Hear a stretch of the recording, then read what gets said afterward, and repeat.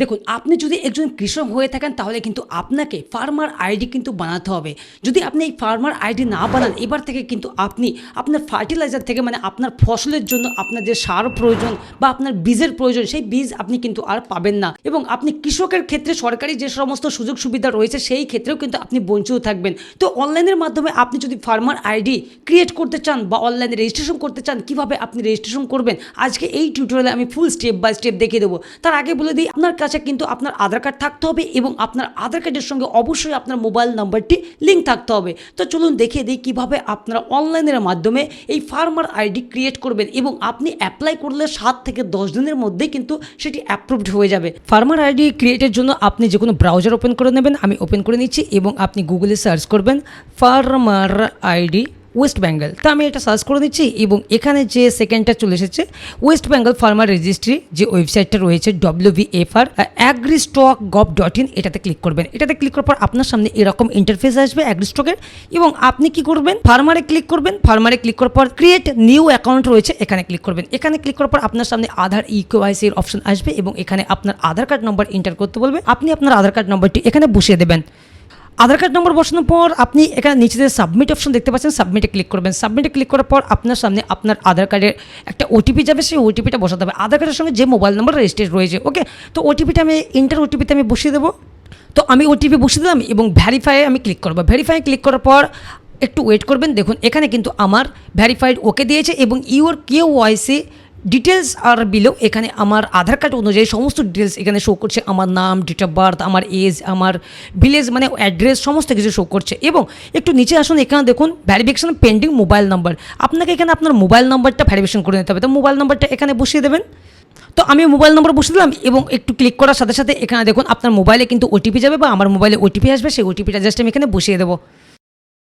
তো আমি OTP বসিয়ে দিয়েছি এবং আমি ভ্যারিফাই ক্লিক করবো। ভ্যারিফাই ক্লিক করার পর আমার মোবাইল নম্বরে ভেরিফাইড ওকে এবং এখানে দেখুন সেট পাসওয়ার্ড, আপনাকে একটি আপনার মন মতো পাসওয়ার্ড ক্রিয়েট করে নিতে হবে যেটি আপনি মনে রাখতে পারবেন। লগ ইন করার সময় আপনার কিন্তু এই পাসওয়ার্ডটি ব্যবহার করতে হবে। তো আমি একটি পাসওয়ার্ড ক্রিয়েট করে নিচ্ছি।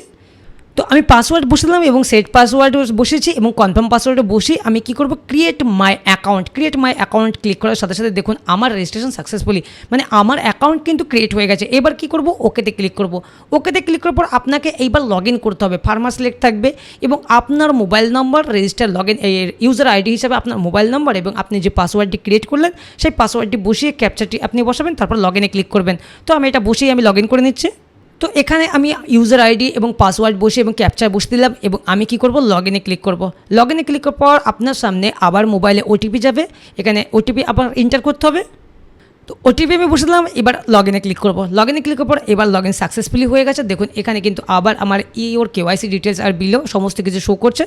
আপনি কি করবেন, এখানে যে নিচে সব থেকে নিচে রেজিস্টার অ্যাজ ফার্মার রয়েছে এটাতে ক্লিক করবেন। এটাতে ক্লিক করার পর আপনার সামনে জিজ্ঞেস করবে do you want to change your register mobile number. না, আমি চেঞ্জ করতে চাইছি না, আমি যে নম্বরটা দিয়েছি ওটাই আমি রেজিস্টার করবো। তো নো সিলেক্ট করলাম। নো সিলেক্ট করার পর এবার আপনার সামনে ইমেল আইডি চাইবে। ইমেল আইডি ম্যান্ডেটরি না, অপশনাল, আপনি দিতে পারেন, ভেরিফাই করতে পারেন, না দিলেও কোনো সমস্যা নাই। এবং এখানে কি বলছে, আপনার যে নামটি রয়েছে এবং এখানে কি বলছে আপনার যে নামটি রয়েছে সেই নামটি কিন্তু আপনার লোকাল ল্যাঙ্গুয়েজ মানে আমরা বাঙালি, আমাদের বাংলা, ওয়েস্ট বেঙ্গল আমাদের মেন ল্যাঙ্গুয়েজ হচ্ছে বাংলা। তো সেই ক্ষেত্রে আপনার বাংলাতে আপনার নামটি লিখে নিতে হবে। তো আমি লিখে নিচ্ছি।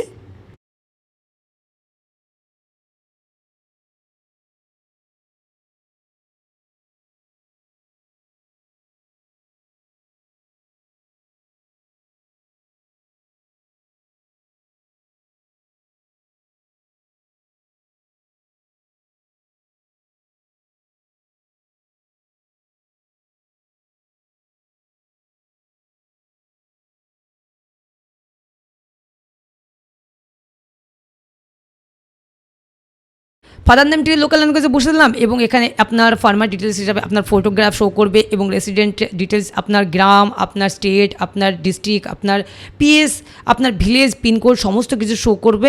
এখানে আর কোনো কিছু করবেন না। যদি আপনি ইনসার্ট লেটেস্ট রেসিডেন্টাল ডিটেলস আপনি সিলেক্ট করতে চান মানে আপনার নতুন যে রেসিডেন্ট অ্যাড্রেস রয়েছে, এখানে আমি টিক মেরে দেখাচ্ছি।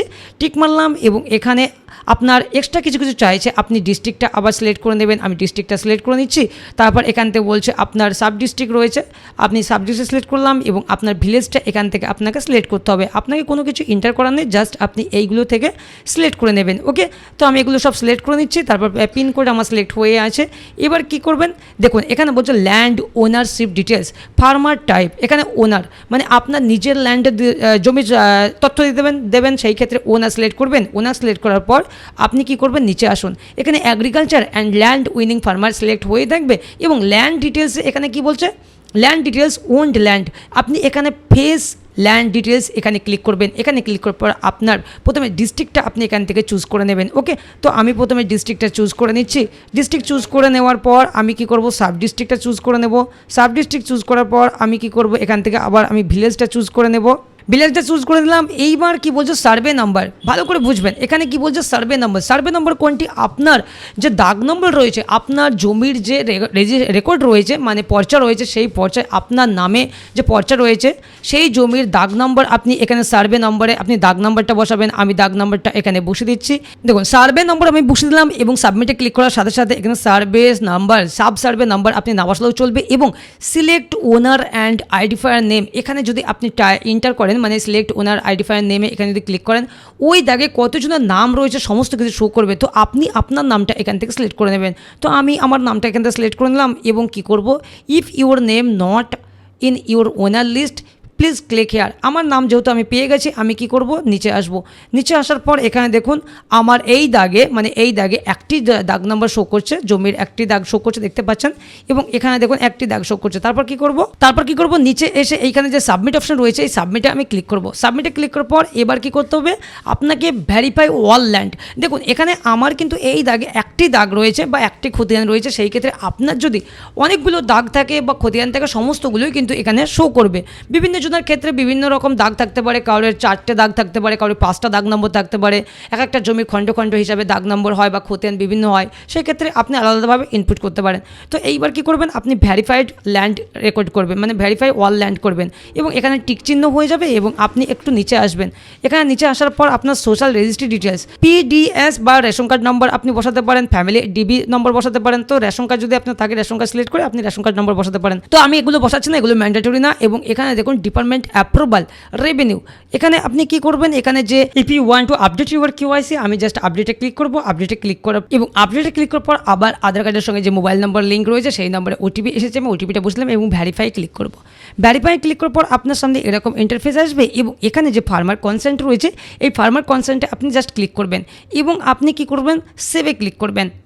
সেভে ক্লিক করার পর এবার আসে ফার্মার কনসেন্ট ই সাইন, আপনাকে কিন্তু এবার ই সাইন কমপ্লিট করতে হবে আধারের ই সাইনের মাধ্যমে। তো প্রসেড টু ই সাইনে আমি ক্লিক করব। প্রসেড টু ই সাইনে ক্লিক করার সাথে সাথে আপনার সামনে আলাদা একটি পপআপ আসবে প্রোটিনের এবং এখানে প্রথমে যে সিলেক্টেড মানে চেকবক্স রয়েছে I here authorise protean e gov technology limited, এই চেকবক্সে আপনি ক্লিক করবেন এবং এখানে যে ইন্টার আধার ভিআইডি বা আধার আপনার মূল্যবান আধার নম্বরটি কিন্তু এখানে বসাতে হবে। তো আমি আধার কার্ড নম্বরটি এখানে বসে দিচ্ছি। আধার নম্বর বসে দেওয়ার পর আপনি কি করবেন, সেন্ড ওটিপিতে ক্লিক করবেন। তো আমি আধার কার্ড নম্বর বসে দিলাম এবং কি করব, সেন্ড ওটিপিতে ক্লিক করব। সেন্ড ওটিপিতে ক্লিক করার পর আবার আপনার আধার কার্ডের সঙ্গে যে মোবাইল নম্বর লিঙ্ক রয়েছে সেটাতে ওটিপি যাবে এবং আপনি সেই ওটিপিটা বসিয়ে দেবেন। তো আমি ওটিপি বসে দিলাম এবং কি করব, ভেরিফাই ওটিপিতে ক্লিক করব। ভেরিফাই ওটিপিতে ক্লিক করার সাথে সাথে দেখুন আমার কিন্তু ওটিপি সাকসেসফুলি হয়ে গেছে এবং আমার সামনে আমার ফর্মটি কমপ্লিট হয়ে গেছে এবং এখানে দেখতে পাচ্ছেন যে ডাউনলোড পিডিএফ রয়েছে, আপনি এই ডাউনলোড পিডিএফে গিয়ে আপনি এটি একটি ডাউনলোড করে নেবেন এবং আপনি সেভ করে রাখবেন। এটি অ্যাপ্রুভড হতে কখনো কখনো 7 থেকে 10 দিনের মধ্যে টাইম লাগে এবং আপনি কিন্তু 7 থেকে 10 দিনের মধ্যে আপনি কিন্তু আপনি আপনার ফার্মার আইডিটি আবার লগ ইন করে দেখবেন যে অ্যাপ্রুভড হয়েছে কিনা, আপনি কিন্তু ওখান থেকেই আপনার ফার্মার আইডি ডাউনলোড করতে পারবেন। তো আমি যে পিডিএফটি ডাউনলোড করলাম এরকম আপনার ইন্টারফেস আসবে এবং দেখুন আমার সামনে কিন্তু চলে এসেছে, মানে পিডিএফটি আমার সেভ হয়ে গেছে। এবার এই পিডিএফটি আমি সেভ করে রেখে দেবো। তো দেখলেন আমার কিন্তু ফার্মার আইডি ক্রিয়েট বা রেজিস্ট্রেশন করা কমপ্লিট এবং আপনারা যদি করতে চান এইভাবে সেম প্রসেসে আপনারা অ্যাগ্রিস্টক এই ওয়েবসাইটে এসে কিন্তু করতে পারেন। তো বন্ধুরা আজকের ভিডিও এইটুকুই ছিল, ভালো থাকবেন, সুস্থ থাকবেন।